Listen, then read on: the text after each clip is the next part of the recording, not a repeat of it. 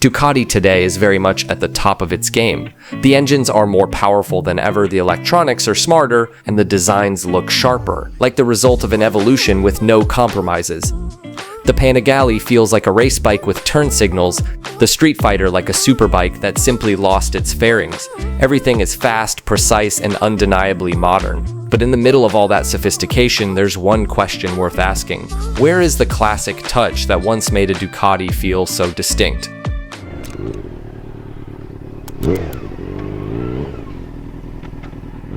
To answer that, we need to rewind to 1986. That was the year Ducati introduced the Paso, a motorcycle that, at the time, felt bold and unconventional. It came with a rather philosophical slogan, Il nostro passato ha un grande futuro, our past has a great future.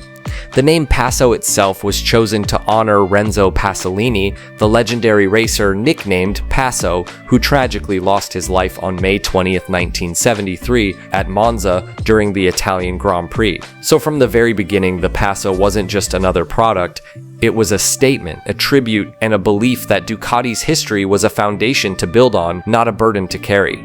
Interestingly, if we look at Ducati today, it almost feels like the opposite.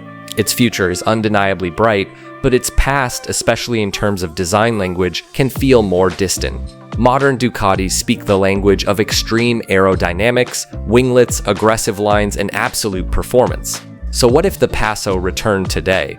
Not as a retro bike built purely on nostalgia, but as a modern interpretation of the philosophy it once represented, or at least as a way to bring that heritage into the present era.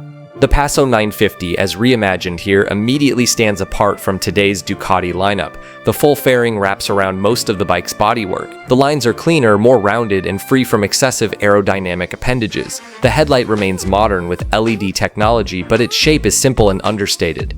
Technically speaking, the most logical foundation would be Ducati's 937cc Testastretta engine, currently found in models like the Hypermotard, Monster, and Supersport 950.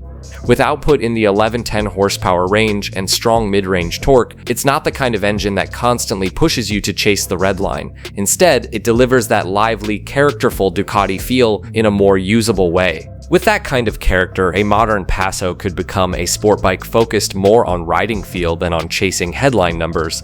In terms of features, it would almost certainly embrace modern technology.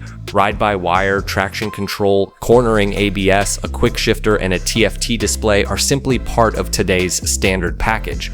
What would matter more is how those features are integrated. Ideally, the technology supports the experience rather than dominating it. The bike should still feel mechanical, still have personality. As you may have guessed, this is not an official Ducati project.